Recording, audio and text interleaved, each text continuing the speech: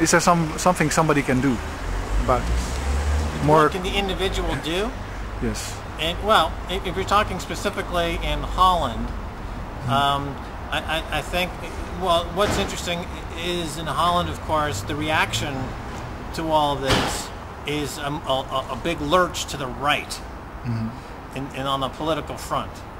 And I'm not sure that's such a great idea. And I think maybe people should re-examine why they're moving so aggressively to the right end of the political spectrum. Seems also a move to Europe, to the lobbies for on European level, which are not very democratic.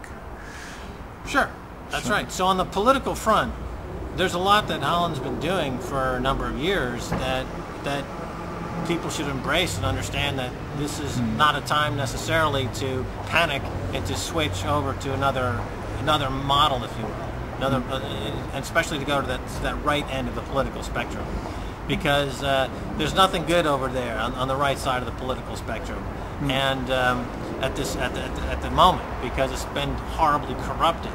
And it's just a vast wasteland. You know, anybody who thinks that there's anything on the right side of the political spectrum that's going to foster any kind of societal well-being is going to be disappointed. No, because one of the themes that they have on the right side is austerity, huge cuts, and that's also what's happening in Greece. Why doesn't austerity work, according to you? Well, it doesn't work because you're decimating your tax base.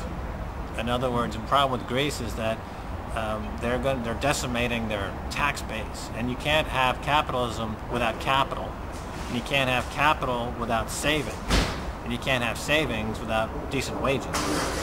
So if you're going to basically impose austerity, which means a lot of people are going to lose work, you decimate the capital base and thus the savings, and therefore you can't have a capitalist system as that concept is understood in terms of a banking system and the way the bank interacts within that system. So austerity doesn't work.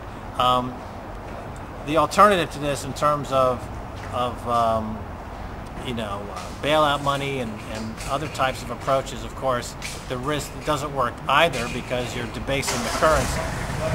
So we're at this interesting inflection point where after 25 years of really running the system at extraordinarily high RPMs, let's say. The banking system running at extraordinarily high debt-to-equity ratio, just too much debt in the system. The engine of the system has collapsed.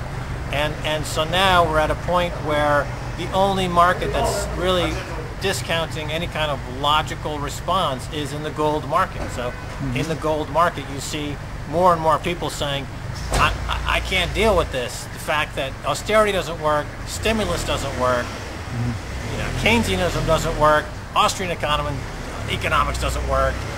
The only thing that works is gold, and more, as you have deflation around the world with trillions in derivatives, it doesn't take but a penny on every dollar to go into the gold market of this collapsing derivatives structure. To keep the price of gold moving higher, because the price of gold is still, even today, by comparison to the global debt market, teeny. It's less than $4 trillion total gold.